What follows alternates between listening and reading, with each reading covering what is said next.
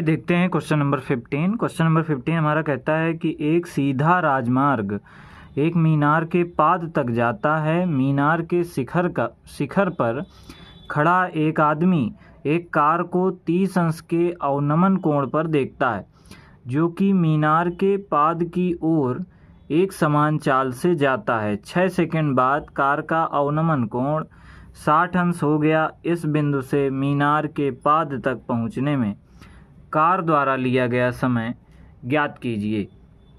आइए देखते हैं। सबसे पहले बना लेते हैं एक मीनार और राजमार्ग। मान लेते हैं ये हमारी क्या है, मीनार है। ये क्या है, मीनार। और ये राजमार्ग है जो कि मीनार के पाद तक जाता है। हाँ, ये पाद बिंदु है मीनार का, तो ये राजमार्ग है, पाद बिंदु तक जाता है। और आगे क्या लिखा है, मीनार के शिखर पर एक व्यक्ति खड़ा है। ये शिखर है मीनार के, यहाँ पर एक व्यक्ति खड़ा है। तो क्या कर रहा है, खड़ा एक आदमी एक कार को 30 अंश के अवनमन कोण पर देखता है। कितने अंश का, 30 अंश का। 30 अंश के अवनमन कोण पर देखता है, जो कि मीनार के पाद की एक समान चाल से 6 सेकंड बाद कार का अवनमन कोण 60 अंश हो जाता है। तो अभी हम मान लेते हैं कि यहाँ पर ये राजमार्ग है, तो यहाँ पर वो कार चल रही है, जिसको यहाँ पर खड़ा व्यक्ति, जो यहाँ पर आदमी है, वो देख रहा है। ये मीनार के शिखर पर खड़ा है व्यक्ति, तो कह रहा है अवनमन कोण बनाता है, यानी कि यहाँ पर डॉटेड लाइन बना दें। क्यों, क्योंकि अवनमन कोण है और यहाँ पर आदमी खड़ा है, तो यानी यहाँ पर कोण बन रहा होगा। ऊपर से देख रहा होगा तो उसके आँखों के पास यहाँ पर कितने अंश का कोण बना रहा है, पहले 30 अंश का बना रहा है। फिर ये कार समान चाल से आगे चलती जाती, तो 6 सेकंड बाद कार का अवनमन कोण 30 अंश के बजाय 60 अंश हो जाता है। मान लेते हैं 6 सेकंड बाद ये कार जो है यहाँ पर आ गई, और जो भी 30 अंश का कोण था, तो अब ये हो जाएगा कितने अंश का, 60 अंश का।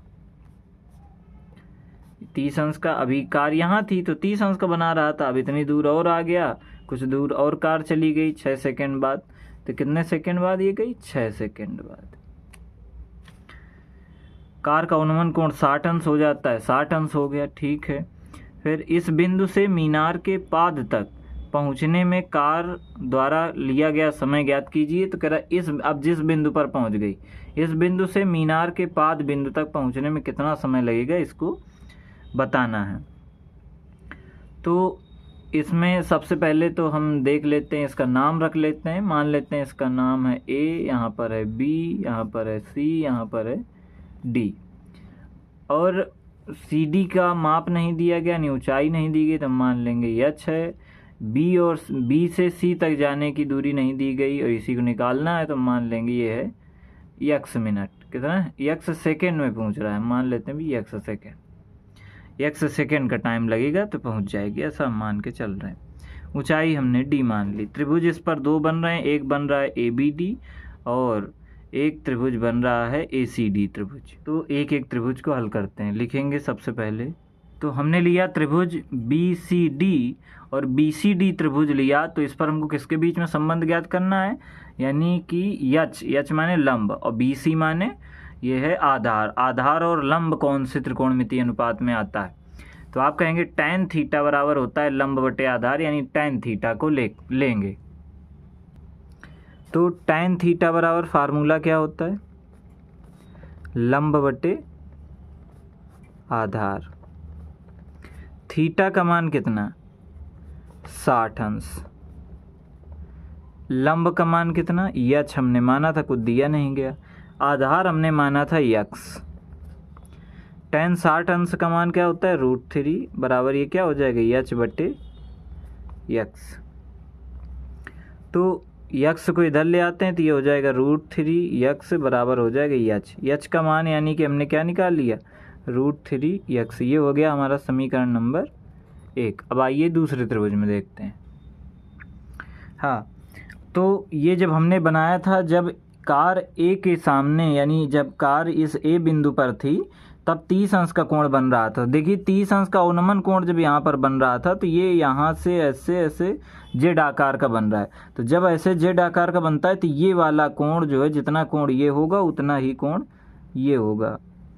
और जितना फिर इस जब बी बिंदु पर आई कार, तो अब कार कैसे हुई, कार का कैसे बन रहा है, ये भी जेड आकार का बन रहा है, ऐसे गई, ऐसे आया, ऐसे गया, तो जेड आकार का। यानी जब यहाँ पर 60 हो गया तो यहाँ पर भी कितना हो जाएगा, 60 अंश। तो ये वाला 60 यानी कि हमने BCD त्रिभुज पर तो हल कर लिया है। अब एक बड़ा वाला त्रिभुज जो बन रहा है जिसको बोलते हैं ACD, तो इस त्रिभुज में लिखेंगे त्रिभुज ACD में, और ACD में थीटा का मान कितना हो जाएगा, 30 अंश, और यानी कि आधार की माप कितनी हो जाएगी, 6 यहाँ पर, यक्स यहाँ पर, तो 6 + यक्स, और ऊंचाई तो यच है तो ऊंचाई यच ही रहेगी। तो आइए देखते हैं, लिखेंगे त्रिभुज ACD में, ACD में यहाँ पर भी लंब और आधार चाहिए तो tan का फार्मूला लगाएंगे, tan थीटा बराबर लंब बटे आधार। थीटा का मान अब कितना है, तो थीटा का मान हो गया 30 डिग्री, 30 अंश, tan 30 अंश। लंब का मान कितना है, h, आधार कितना है, 6 + यक्स हो गया।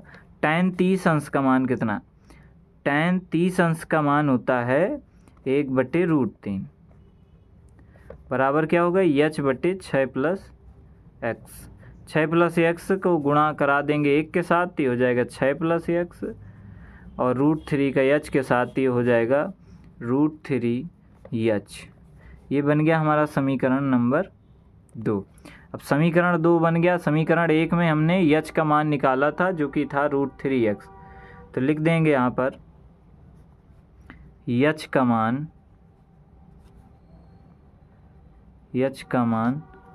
समीकरण 2 में रखने पर h का मान कितना था, √3x। समीकरण 2 हमारा ये है 6 + x, तो 6 + x बराबर √3। h का मान कितना, √3x, तो यहाँ पर लिख देंगे √3x। ये क्या हो गया, 6 + x, √3 का 3x, ये है 6, x को उधर ले जाओ तो ये हो जाएगा 3x - x, इधर प्लस का था तो उधर माइनस का हो गया, तो 6 बराबर क्या हो जाएगा, 2x।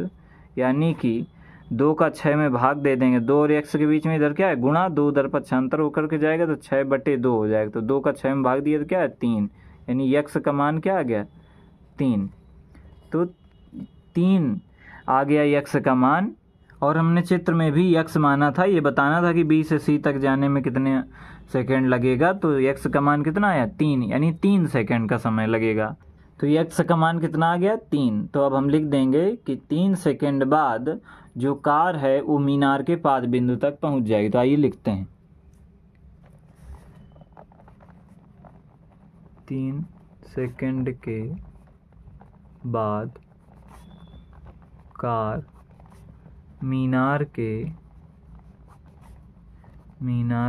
पाद बिंदु तक